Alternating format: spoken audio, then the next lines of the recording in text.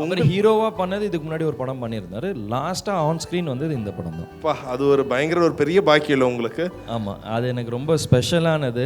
ஏன்னா இதுக்கப்புறம் தான் ஸ்லோவாக சிக்காக ஆரம்பித்ததும்.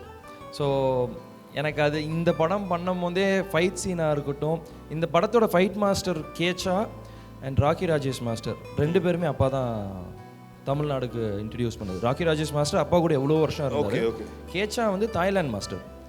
அவர் அப்பா ஃபஸ்ட்டு பண்ணதுக்கு அப்புறம் தான் அவர் துப்பாக்கியோ இன்னும் மிச்சம் நிறையா படம் தமிழில் வந்தார். அப்பா தான் அவர் இன்ட்ரடியூஸ் பண்ணி வச்சார்.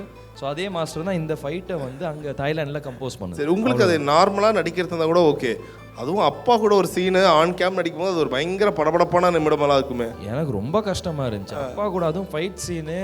எனக்கு வந்து ஐயோ அவர் ஏதோ சொல்லுவாரோ திட்டுவாரோ நினச்சிக்கிட்டே தான் போனேன். ஆனால் அப்பா எதுவுமே பேசலை. எதுவாக இருந்தாலும் மாஸ்டர்கிட்ட பேசுவார். அதான் எல்லோரும் சொல்லுவாங்களா, அங்கே ஸ்டூல் போட்டு உட்காந்து இப்படியே பார்ப்பார்.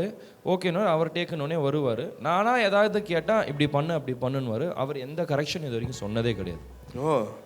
அண்ட் இந்த ஃபைட் சீனுக்கு முன்னாடி நாங்கள் இன்னொரு ஷாட் எடுத்தோம். ஒரு 20 ஸ்டோரி பில்டிங் இருக்கும், அங்கேருந்து மேலேருந்து குதிக்கணும். ஸோ அப்பா வந்துட்டு மானிட்டர் பார்த்துட்ருக்காரு. சரி ஓகே, மாஸ்டரை துரத்திட்டு போகிற மாதிரி தான் அதில் பண்ணியிருப்பேன். ஸோ இல்லை, கேச்சா மாஸ்டரே தான் அதில் நடிச்சிருக்காரு. ஸோ அவரை துரத்திட்டு போகிற மாதிரி தான் இருக்கும்.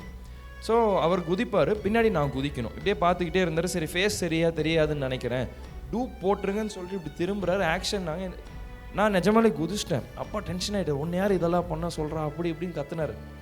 நீங்கள் பண்ணீங்கல்ல, அப்போ யார் சொன்னாலும் உங்களுக்கு ஒரு இது ஃபேஷனோட தானே பண்ணீங்க, அதே தான் நான் பண்ணுறேன்னே. சரி ஓகே போ, இதுக்கப்புறம் அவனை எதுவும் சொல்ல மாட்டேன். அது ஒரே ஒரு இது மட்டும்தான் கேட்டார், அதுக்கப்புறம் எதுவுமே பண்ணலை. ஓகே.